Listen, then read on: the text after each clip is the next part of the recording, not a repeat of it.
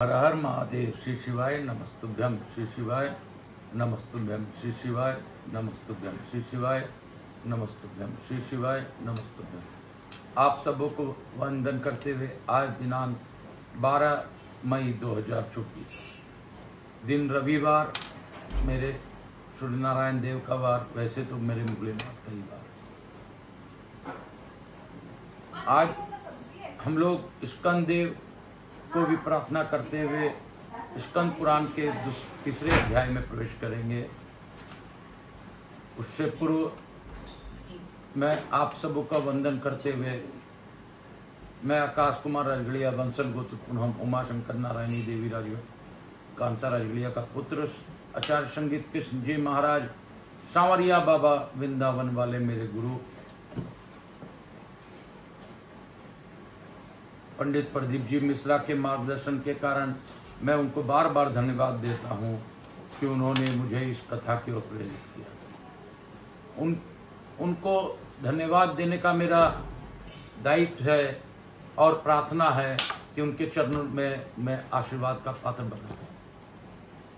मैं अपने गुरु की आज्ञा लेकर आज की कथा प्रारंभ करूंगा। मैं अपने महादेव को विनती पूर्वक अनुनय विनय करता हूं कि हे शिव और शिवा, आप उमा शंकर नारायणी के रूप में इस कथा का गौर बिंदोरा का आसन ग्रहण करें। हे गणेश जी महाराज, आप इस कथा में पधार कर हवाई समझ देवी देवताओं को आने का मार्ग दें और अपनी अखंड कृपा हमारे ऊपर बनाए रखें। हे स्कंद देव, आप प्रीति पूर्वक अपने वाहन मोर के साथ इस कथा स्थल पर पधार कर सभी पर अपनी अखंड कृपा बनाए रखें। मैं यहाँ के स्थान देवता, वास्तु देवता, ग्राम देवता, क्षेत्रपाल देवता, समस्त देवी देवताओं का आह्वान करता हूँ। मेरी कुल देवी कृष्ण सती माता तथा मेरे श्रोताओं के कुल देवता कुल देवी का भी आह्वान करता हूँ। मैं उन सभी से प्रार्थना करता हूँ कि आप यहाँ पधार कर इस कथा का श्रवण कर हमें सभी लोगों पर आशीर्वाद बनाए।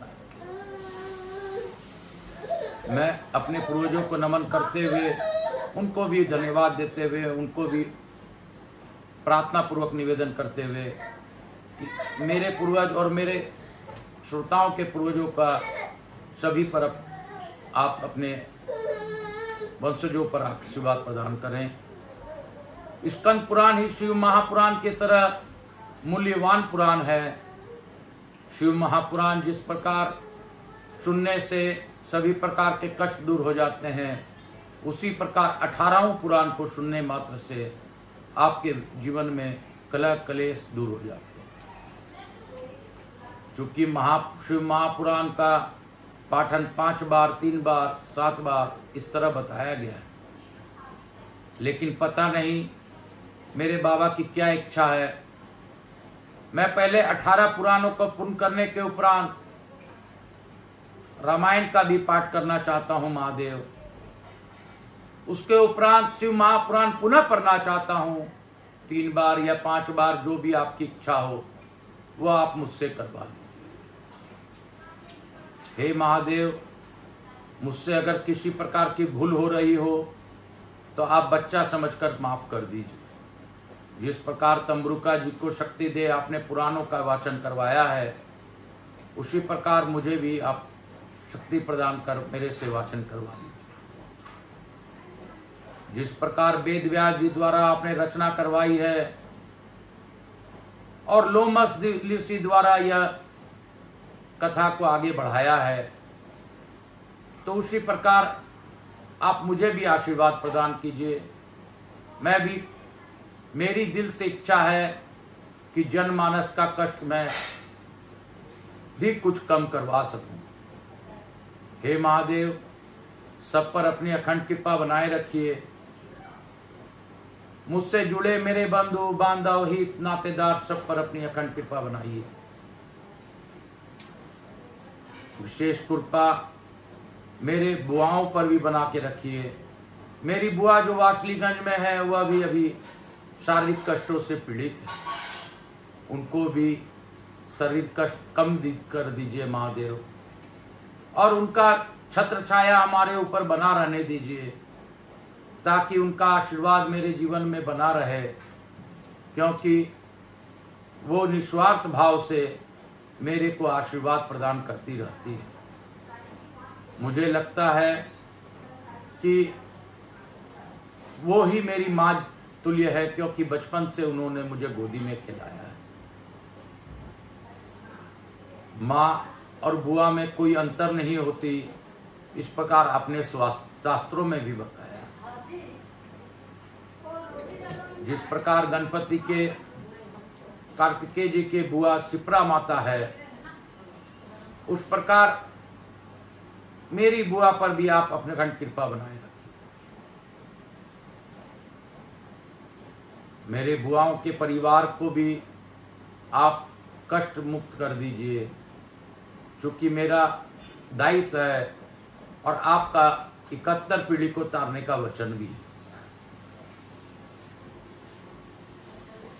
जिस प्रकार आपने शिव महापुराण पढ़कर और मुझे दर्शन देकर आपने संदेशा दिया है कि मेरे पितरों की मुक्ति तथा मेरे 71 पीढ़ियों की मुक्ति निश्चित ही होगी। हे महादेव, मुझसे कोई भूल भी हो रही हो तो आप माफ कर दीजिए महादेव। मैं क्या जानूं कथा किस प्रकार वाचना है, मैं क्या जानूं मंत्र क्या है, मैं क्या जानूं क्या विधि है, क्या विधान है। मैं तो सच में कुछ नहीं जानता महादेव, आप ही मुझसे करवा लीजिए। मैं अपने माता पिता को स्मरण करते हुए और आप सबों का आशीर्वाद प्राप्त कर इस कथा को आगे की ओर ले जाने का प्रयास करता हूं। काल हर दुख हर दारिद्र कष्ट हर, हर हर महादेव। शंभो शंभो, हर हर महादेव।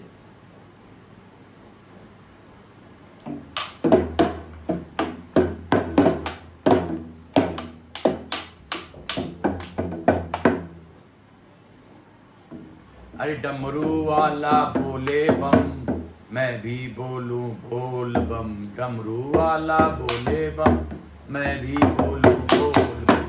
बोल बम बोल बम बोल बम, बोल बम बोल बम बोल बम। डमरू वाला बोले बोल बम, मैं भी बोलूं बोल बम। डमरू वाला बोले बोल बम, मैं भी बोलूं बोल बम। आप भी बोलो बोल बम। बोल बम का नारा है, बाबा एक सहारा है। बोल बम का नारा है, बाबा एक सहारा है। हर कंकड़ में शंकर है, इसीलिए शंकर सबसे प्रिय है। मेरे बाबा आप प्रसन्न हो जाइए। हे विश्वरूप ब्रह्मदेवा आप प्रसन्न हो जाइए। हे महादेवा ब्रह्मा विष्णु और महेशा तीनों है एका आप प्रसन्न हो जाइए। हे महादेवा बोलो बम्मा।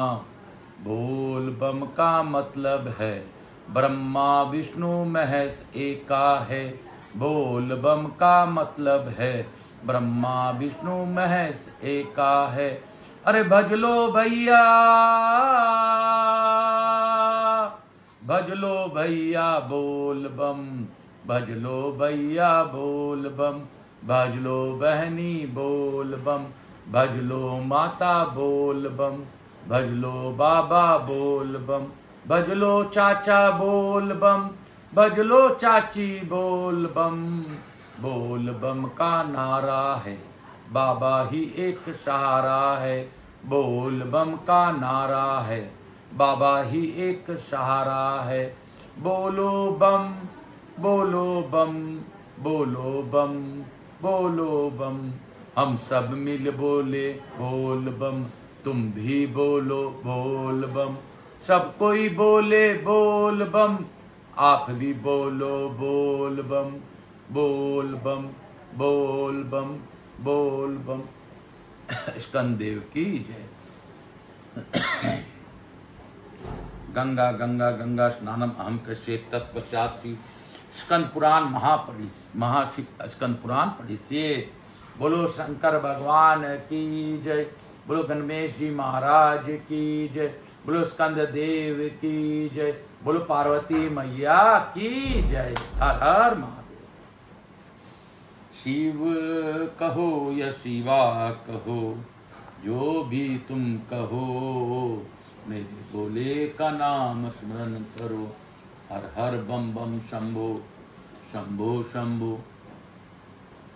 हम लोग स्कंद पुराण में आज आगे बढ़ेंगे, शिव पूजन की महिमा के बारे में चर्चा करेंगे। लोमस जी कहते हैं, जो मनुष्य शिव मंदिर के आंगन में झाड़ू लगाते हैं वे निश्चय ही भगवान शिव के लोक में पहुंचकर संपूर्ण विश्व के लिए वंदनीय हो जाते हैं। जो भगवान शिव के लिए अत्यंत प्रकाशमान दर्पण अर्पण करते हैं वे आगे चलकर शिव जी के सम्मुख उपस्थित रहने वाले पार्षद होंगे। जो लोग देवादिदेव शूलपाणी शंकर को चंवर भेंट करते हैं वे त्रिलोकी में जहां कहीं जन्म लेंगे उन पर चंवर डुलता रहेगा। जो परमात्मा शिव की प्रसन्नता के लिए धूप निवेदन करते हैं वे पिता और नाना दोनों को कुलों का उद्धार करते हैं तथा भविष्य में यशस्वी होते हैं। जो लोग भगवान हरिहर के सम्मुख दीपदान करते हैं वे भविष्य में तपस्वी तेजस्वी होते और दोनों कुल का उद्धार करते हैं। जो मनुष्य हरिहर के आगे निवेदन करते हैं वे एक एक ग्रास से संपूर्ण यज्ञ का फल पाते हैं।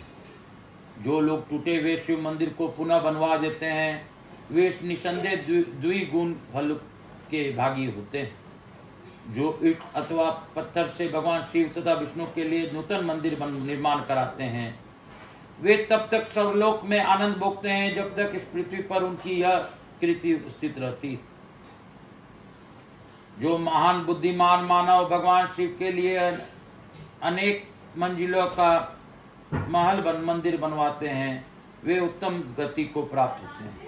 जो अपने और दूसरों के बनवाए हुए शिव मंदिर की सफाई करते या उसकी सफेदी कराते हैं वे भी उत्तम गति को प्राप्त होते हैं। जो पुरुष अथवा स्त्रियों शिव जी के आंगन में विविध रंगों के चौक पुरती है वे सर्वश्रेष्ठ शिव धाम में पहुंचकर दिव्य रूप प्राप्त करेगी। जो पुण्य आत्मा मनुष्य भगवान शिव को चौंदवा भेंट करते हैं वे स्वयं तो शिवलोक में जाते ही हैं, अपने समस्त कुल को भी तार देते हैं। जो अधिक आवाज करने वाला घंटा लेकर उसे शिव मंदिर में बांधते हैं वे भी त्रिलोकी में तेजस्वी और कीर्तिमान होंगे। धनवान हो या दरिद्र, जो एक दो या तीनों समय भगवान शिव का दर्शन करता है वह सुखी होता है और समस्त दुखों से छूट जाता है। हे हरे और हे हर, इस प्रकार भगवान शिव और विष्णु के नाम लेने से परमात्मा शिव ने बहुत तेरे मनुष्यों की रक्षा की। तीनों लोकों में महादेव जिससे बढ़कर दूसरा कोई देवता नहीं दिखाई देता, इसलिए सब प्रकार के प्रयत्नों से भगवान सदाशिव को पूजा करनी चाहिए। पत्र पुष्प फल अथवा स्वच्छ जल तथा कनेर से भी भगवान शिव की पूजा करके मनुष्य उन्हीं के समान हो जाता है।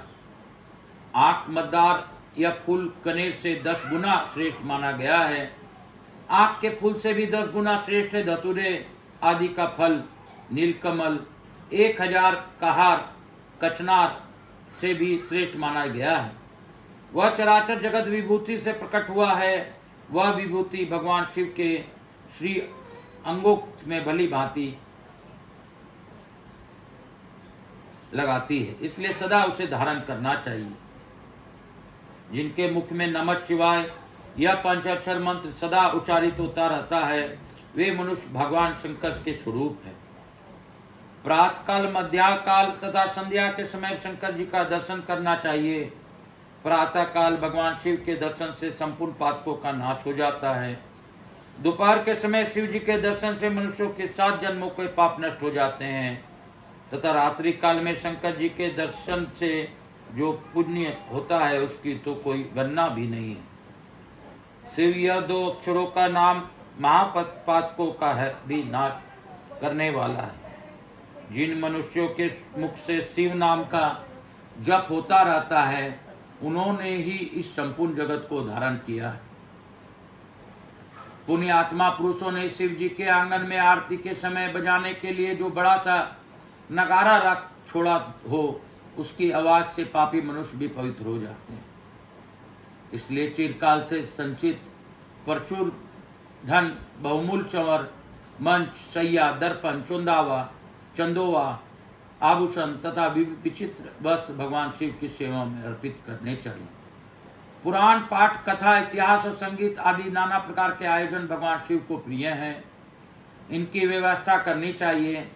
ऐसी व्यवस्था करके पापी मनुष्य भी अपने पाप से मुक्त होकर शिव लोक में चले जाते हैं। जो सर्वधर्म का पालन करने वाला महात्मा और शिव पूजा के विशेषज्ञ है, जिन्होंने गुरु के मुख से शिव की दीक्षा ली है, जो निरंतर शिव जी के पूजा में संलग्न रहते हैं, मन में दृढ़ विश्वास रखकर संपूर्ण विश्व को शिव के रूप में देखते हैं, उत्तम बुद्धि का आश्रय ले सदाचार का पालन करते तथा अपने वर्ण धर्म और आश्रम धर्म में स्थित रहते हैं, वे ब्राह्मण, क्षत्रिय, वैश्य, शूद्र तथा कोई भी क्यों न हो, भगवान शिव के परम प्रिय होते हैं। चांडाल हो या सर्वश्रेष्ठ ब्राह्मण, भजन करने पर सभी भगवान शंकर के अत्यंत प्रिय लगते हैं। भगवान शंकर को इस संपूर्ण चराचर जगत की आधार है, अतः सब कुछ शिव स्वरूप है। यह बात विशेष रूप से जाननी चाहिए। वेद, पुराण, शास्त्र, उपनिषद, आगम और देवता सबके द्वारा भगवान सदाशिव की जानने योग्य है। मनुष्य निष्काम हो या सकाम, सबको भगवान सदाशिव की आराधना करनी चाहिए। बोलो शंकर भगवान की जय, बोलो मेरे भोलेनाथ की जय, बोलो काशी विश्वनाथ की जय। शंभु शंभु शंभु हर हर महादेव। काल हर, दुख हर, दारिद्र कष्ट हर, हर हर महादेव। मैं आप सबको वंदन करता हूँ और आपसे अनुरोध करता हूँ कि इस कथा को ज्यादा ज्यादा प्रचार प्रसार कीजिए। ये शिव महापुराण के उपरांत स्कंद पुराण चल रहा है, इसमें बाबा भोलेनाथ के विधि को बताया गया है, अभी हम लोगों ने सुना है। और सच में सभी बातों की जानकारी जो हम लोग को शिव महापुराण से नहीं प्राप्त हो पाई है, वो संशय दूर करने का यह शास्त्र है। तो बाबा भोलेनाथ का नाम ले आकाश राजगरिया यूट्यूब चैनल को ज्यादा से ज्यादा लोगों तक पहुंचाइए। मैं 18वां पुराण आपको मूल रूप से सुनाऊंगा और इसका संचय करके कभी भी कोई शंका हो तो आप उसको श्रवण कर सकते हैं। मेरे महादेव की बहुत बड़ी दया है कि आप लोग इस कथा को सुन पा रहे हैं। बाबा ने अगर आपको चुना है तो उनका कार्य भी आप ही लोगों को करना है। काल हर, दुख हर, दारिद्र कष्ट हर, हर हर महादेव। शिवलिंग पूजा की महिमा तथा रावण के उत्कर्ष और पतन का वृत्तांत। लोमस जी कहते हैं, जो विष्णु है उन्हें शिव जानना चाहिए और जो शिव है वे विष्णु ही हैं। पीठी का आधार अथवा अर्धधा भगवान विष्णु का रूप है और उस पर स्थापित लिंग महेश्वर का स्वरूप है। अतः शिवलिंग का पूजन सबके लिए विशिष्ट है। ब्रह्मा जी निरंतर मणिमय शिवलिंग का पूजन करते हैं।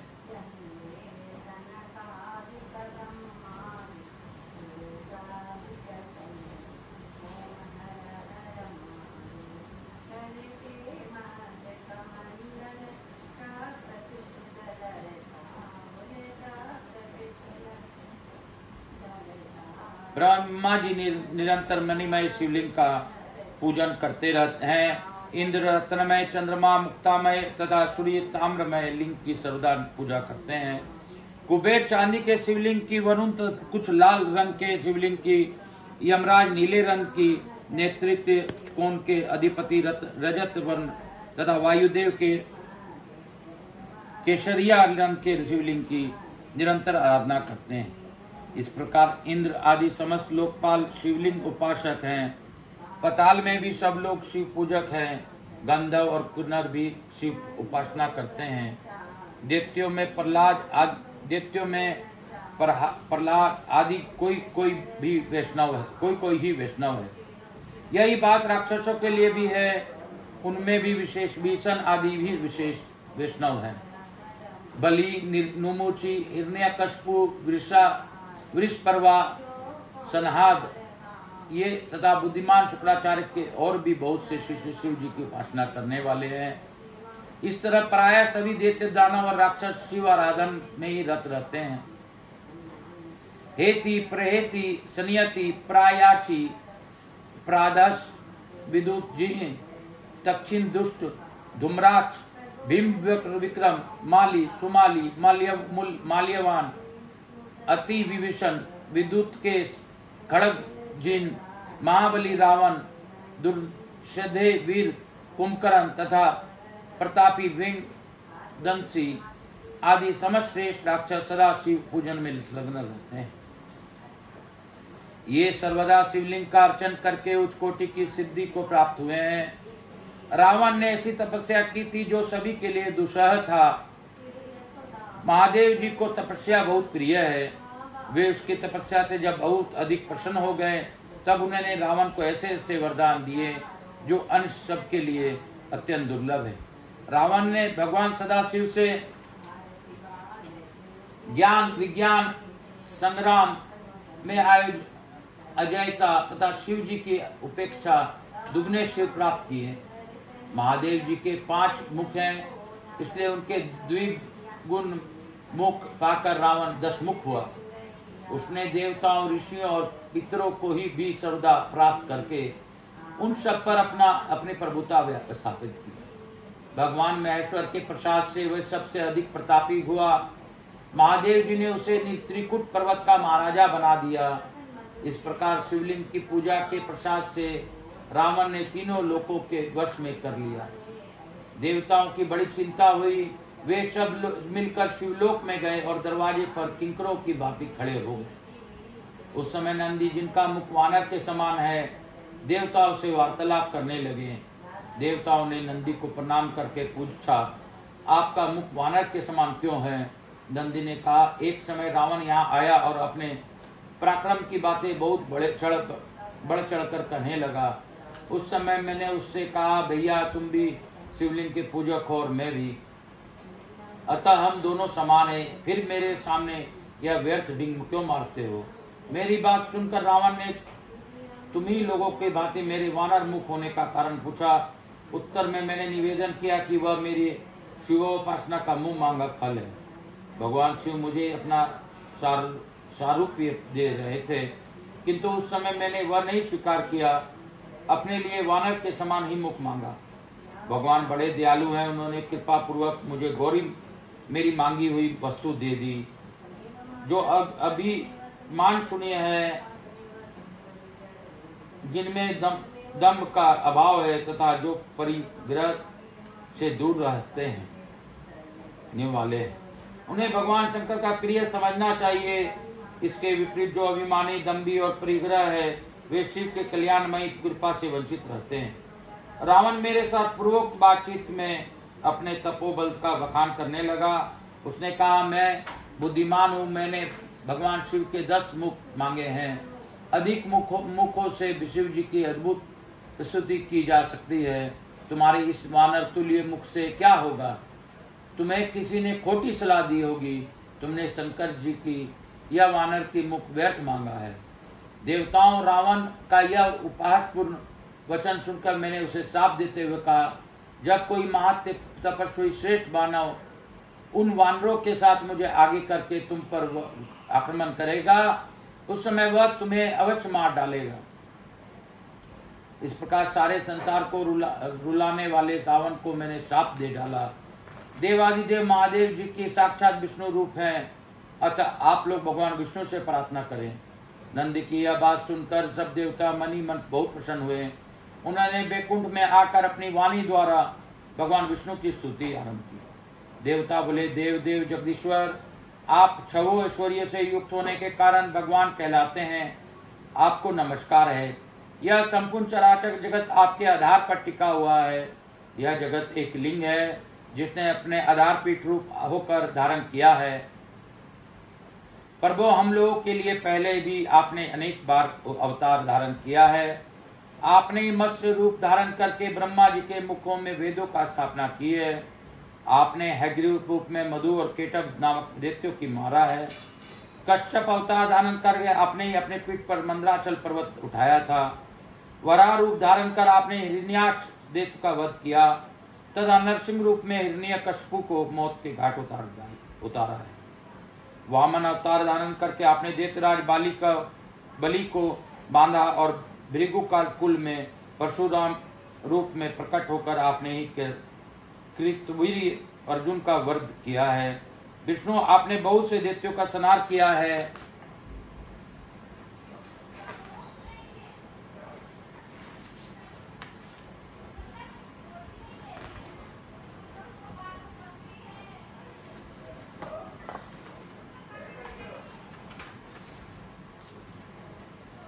आप संपूर्ण विश्व के पालक हैं, अतः रावण को भय से अवश्य हमारा उद्धार करें।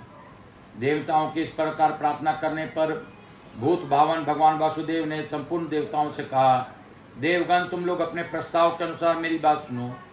नंदी को आगे करके तुम सभी सिद्धता पूर्वक वानर शरीर में उतार लो।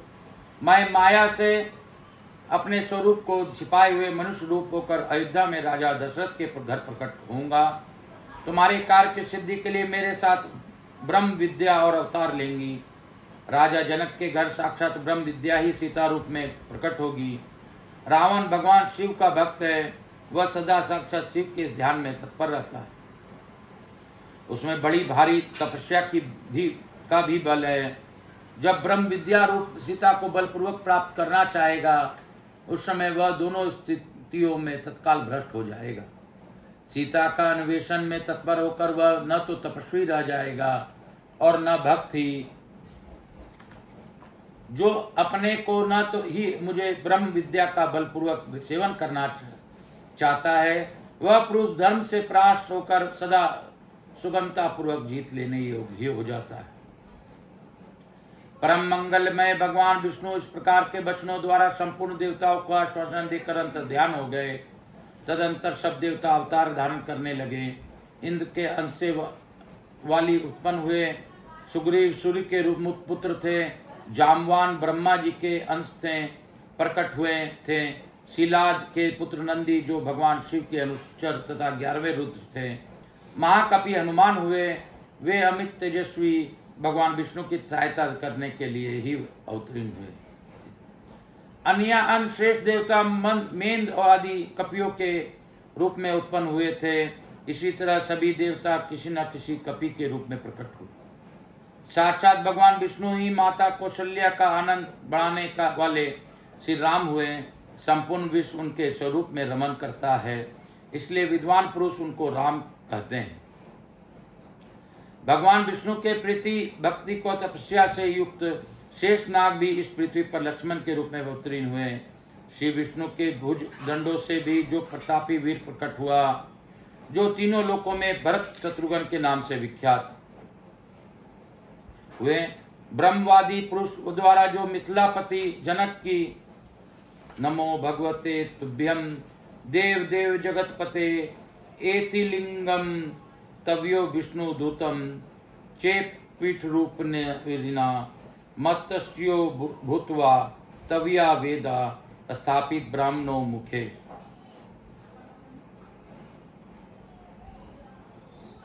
तथा कमट रूपेण दूतो हे मंद्राचल हिरण्यकशिपु दैत्यो नरसिंह रूप हत भूग्रामन्वे भूत्वा कित्यातम तो हत रावण से भया सुमूर्तिश्च धुवम तव दादिर्मिदं सर्व जगेच्चाराचरम अवतारम कृत पूर्वात्मस्ते थे तवया प्रभो हयग्रीव रूपेण स्वरूपेण धतितो मधुकेटभो वरारूप मार अस्थित आय हिरण्याक्षो हतस्त्वा तथा चेव बलि विद्यो दैत्यो वामन रूपिण्य हता वेदैत्यास्य विष्णु तथैव परिपालक।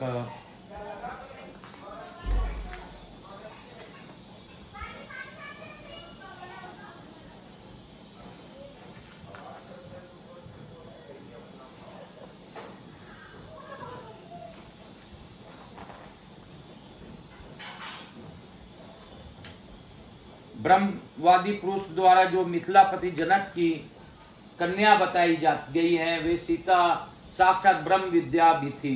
वे भी देवताओं के कार्य में की सिद्धि के लिए ही अवतीर्ण हुई थी।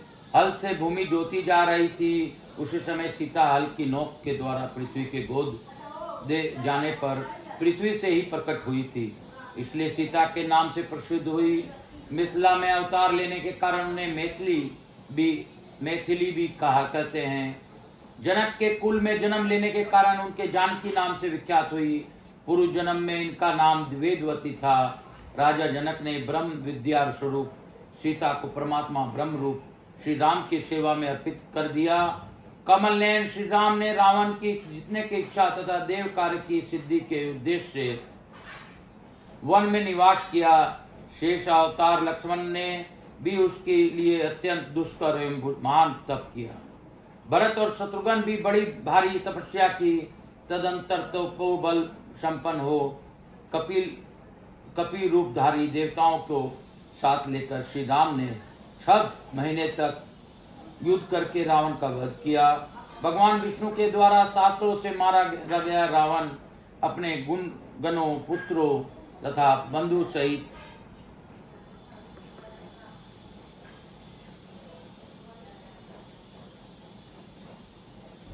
सहित तत्काल भगवान शिव के सारूप्य हो प्राप्त हो गया।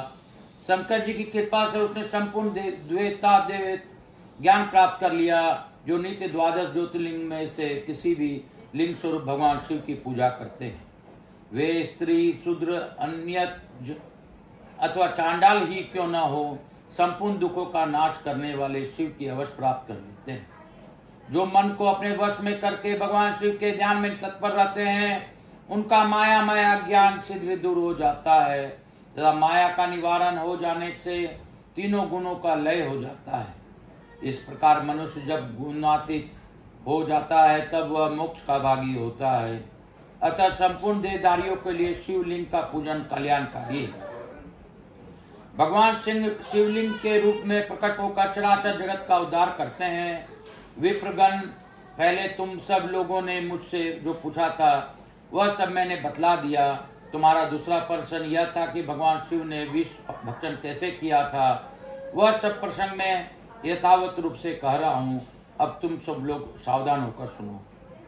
इस प्रकार स्कंद पुराण के 4th अध्याय का संपादन हुआ और हम लोगों ने बहुत कुछ जाना शिव पूजन के बारे में, शिवलिंग पूजन के बारे में।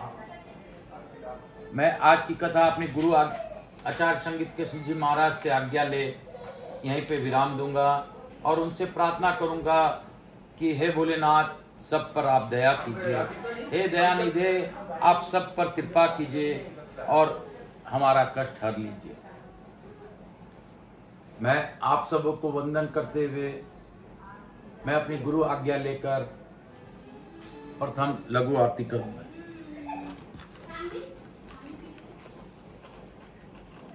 ओम नमः शिवाय, ओम नमः शिवाय, हर हर भोले नमः शिवाय, ओम नमः शिवाय, ओम नमः शिवाय, हर हर भोले नमः शिवाय। शिव गंगाधराय, शिव गंगाधराय, हर हर भोले नमः शिवाय, नमः शिवाय, नमः शिवाय, हर हर महादेव। स्कंद पुराण की जय। कपूर गौरम करुणावतारम संसार सारम भुजरेंद्रहारम सदा वसंतम हृदयारविंदे भवम भवानी सहितम नमामि। श्री राम जय राम जय जय राम। श्री राम जय राम जय जय राम। यहाँ के स्थान देवता, वास्तु देवता, ग्राम देवता, समस्त देवी देवताओं को नमन करता हूँ। मैं अपने मातृ देवी, पितृदेव व सब पितृ देवताभ्याम नमो नमः। सब देवी देवता और पितृ को भी नमन करता हूँ। समस्त देवताओं को अभी आरती को समर्पण करता हूँ तथा आप सबों को भी आर्तिक्यम देता हूँ। मेरे शिव स्कंद पुराण को शिव जी की पूजन की विधि इत्यादि बताई गई है, जो मैं आप लोगों के सामने रख पा रहा हूँ।